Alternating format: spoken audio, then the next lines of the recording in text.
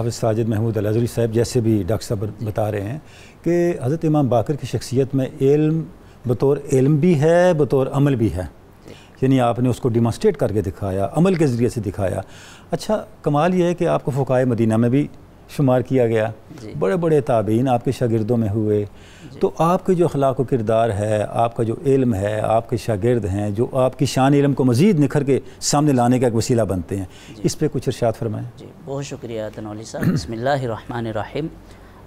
امام محمد الباقر بن علی زین العابدین بن حسین بن علی بن ابی طالب بن عبد المطلب الہاشمی رضی اللہ عنہم، یہ وہ عظیم شخصیت ہیں کہ جنہوں نے علم و عرفان کا ایسا چراغ روشن کیا کہ رہتی دنیا تک علم کے متلاشیوں کو روشنی فراہم کرتا رہے گا۔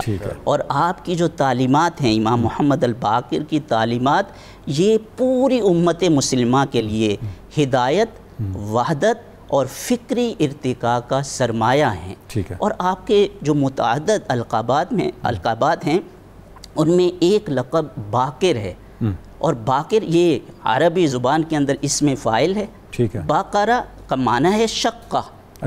باقر العلوم یعنی کہ امام محمد الباقر نے علم و عرفان کے جو چشمے تھے ان کو کھولا ہے، اور ان کے جو علم کے راز و نیاز ہیں وہاں تک پہنچے ہیں۔ اور قرآن مجید کے ظاہری معنی سے بھی آپ واقف تھے اور جانتے تھے، اور قرآن مجید کے جو باطنی الفاظ کے معنی ہیں اس سے بھی آپ جانتے تھے اور اس کی واقفیت رکھتے تھے۔ اور ایسے کیوں نہ ہوتا؟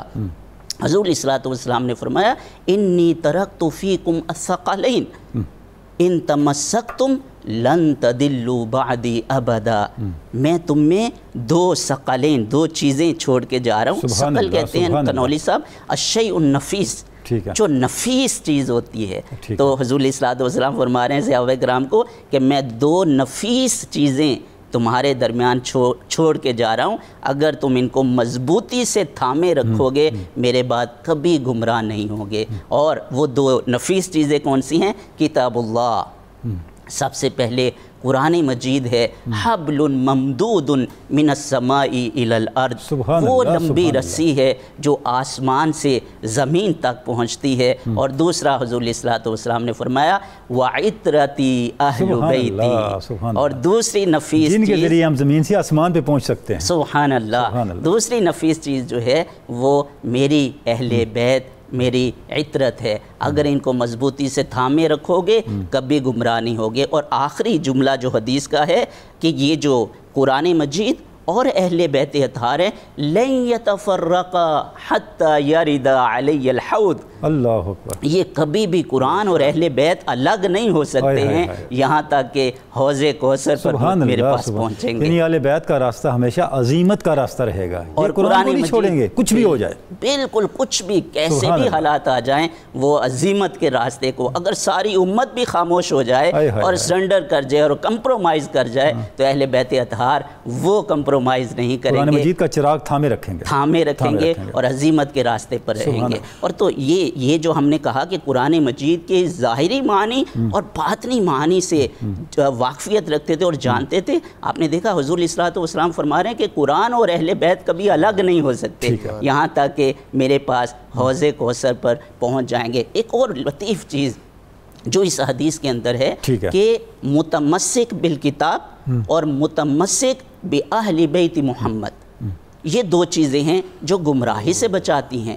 دیکھیے تنولی صاحب، قرآن مجید سے متمسک اور اس کے راستے پر چلنا اور اس کی تعلیمات پر عمل کرنا یہ بھی مشکل راستہ ہے، یہ آسان نہیں ہے۔ قرآن نے کہا الف لام میم احاسب الناس ان یترکوا ان یقولوا آمنا وهم لا یفتنون، کیا لوگ یہ سمجھتے ہیں کہ اس بات پر ان کو چھوڑ دیا جائے گا کہ وہ ایمان لے آئے اور ان کی آزمائش اور ابتلا میں نہیں ڈالا جائے گا؟